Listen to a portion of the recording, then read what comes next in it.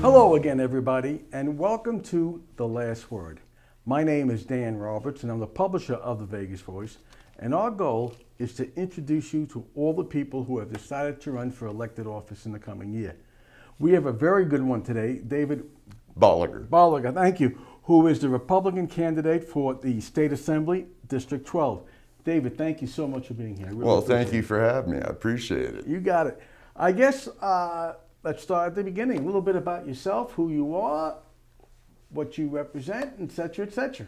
Well, my name's David Bolliger. I was born and raised here in Las Vegas. I'm a father of 5, 2 stepdaughters, 18, 16, and 3 boys, 7, 4, and 4.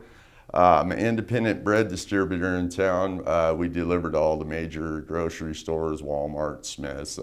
We're Flowers. There's 3 major companies in town. I've been doing that for about 10 years now. Before that, I was general manager of a restaurant chain in Washington. I ran 25 restaurants up there. So it sounds like you are not a professional politician. No, sir, I am not. I'm a working man. I'm out here just trying to make ends meet every day, and I'm just trying to do my part. I'm ready to do my civic duty. Well, you know, and I either give you a lot of credit for it, to be honest with you, or I wonder about your psyche. Why would anybody want to decide to throw their hat in the ring and run for office under these political circumstances?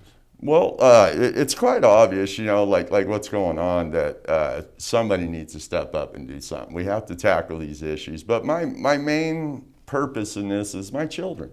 I look in their eyes and I think about the future they're going to face, and I can't sit here still. I can't sit still. I have to do something. It's almost like you're physically harming my child, right. And so I decided that, I've had quite, you've seen the commentation I got, right? So mm-hmm. I've had quite the little path here the past couple of years that's led me to this, and I just decided, I had a stroke a couple of years ago, and I ended up walking out of the hospital 5 days later, and I decided at that moment that I was going to dedicate my life to community service. Well, and what we're going to do is we're going to post the commendation that we have on the camera. Tell us a little bit about that. How did you get it? What were the circumstances behind it? I was just on my way to work. I was heading down Boulder Highway. Our bread depot's on Westgate and Westgate or Eastgate and Warm Springs. Right. And I was going down Boulders a little past midnight, and a gentleman walked out in the middle of the road, and he was holding his stomach, and when I pulled over, he told me he got shot, and I wasn't thinking. I pulled over and hopped out with him, and when I called 911, they told me to apply pressure, and it was a moment, and then he told me he was dying, and so I don't know how I remembered it, but I gave him his last rites right there, and it was a pretty neat story. Afterward, well, it wasn't a neat story, but for a couple days afterwards, it really bothered me, and I didn't know what to do with it. I was like, why was I there? And then, so I reached out to the family because it ended up being a justified homicide, and it felt horrible. Yeah. I was like, somebody's going to tell their mother that their son died, and then that he deserved it. Yeah. So I reached out to let him know that I wasn't mad at the son, and I was with him. And so I ended up meeting the mother, and we're still friends to this day. Really? And yeah, and although it was a tragic moment, it taught me how to take a bad situation and turn it into a good situation. Mm-hmm. It taught me how a community can help each other. Because over that 2 years, although she lost her son, we've remained friends, and I believe I helped her somewhat, and she helped me. Right. And we still talk to this day, and it taught me just what we can do as individuals. Obviously, you can tell you're a caring individual.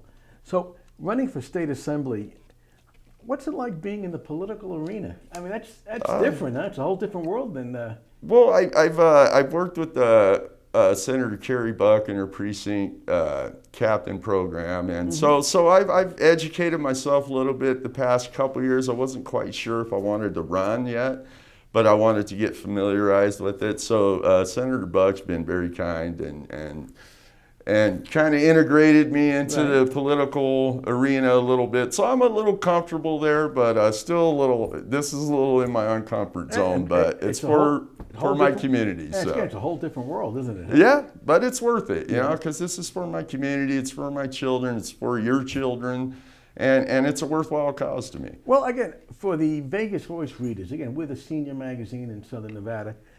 What would you like them to know about you? Well, I guess the main question is seniors should vote for you because. Well, you should vote for me because a vote for me is a vote for you.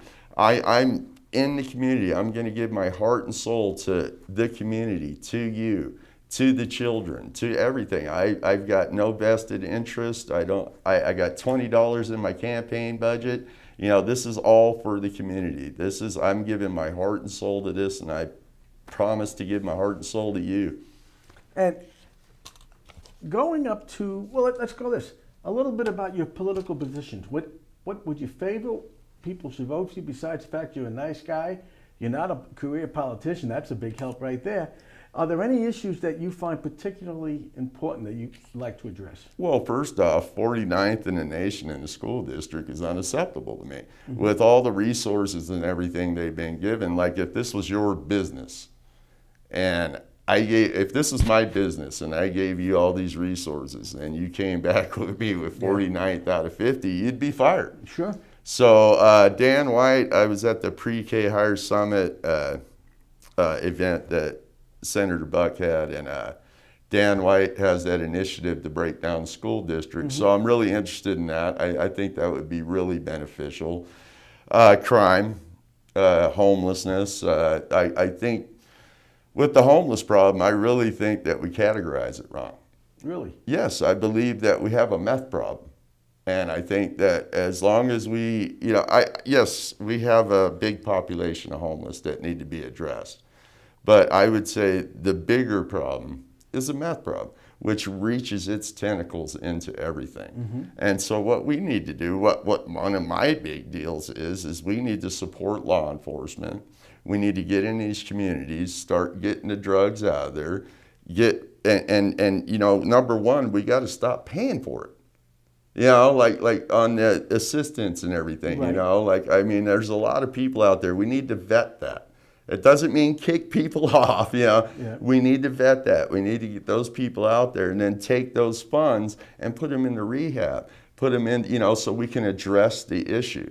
But as long as we keep calling it homeless, you know, a homeless problem, then we're not labeling it correctly and we're not addressing the issue properly. You know, and in the time we have left, again, what we find, or I find very unique, is that you are not a career politician. I mean, you're just some, I want to say just, some guy off the street who is caring about the community, and my hat's off to you for that. I really admire you for that. If people want more information, they want to volunteer, they want to contribute, because you only have $20, so you may not make it back home from here. How do they go about doing it? Well, I have my website. It's davidbolliger2022.com. You're going to post that on there. I will post it. It should be. And you can also reach me at 702-517-2577.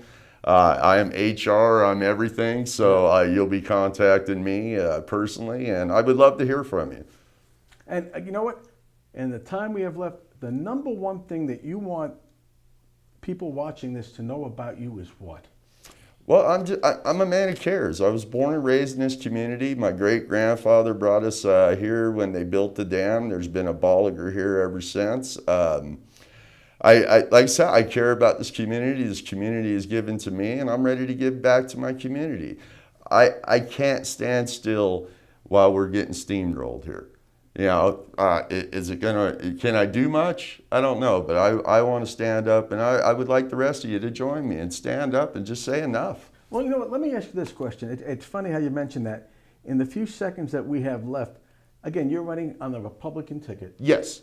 Assuming you win, you go up to Carson City, and you meet some Democrats. Are they the enemy? Are they people to work with? Is compromise a dirty word? Compromise is not a dirty word. If it's good for the people of the state of Nevada, leave the politics outside and let's talk. It's about the people of the state of Nevada. I think we have focused too much on political agendas. and the politics. And that's one reason I'm doing the campaign the way I'm doing, is because I want to kind of leave the politics out of it. I want to get to the people. I want to let people, we're all in this together. Whether you're a Republican, whether you're Democrat, independent, whatever you are, we all live here. Reality's outside the door, and we need to do something about it. David, I thank you so much for Thank being you. I here. appreciate you guys for having We me. wish you all the best. And this is Dan Roberts for The Last Word, reminding you that if you don't vote, you don't get a voice.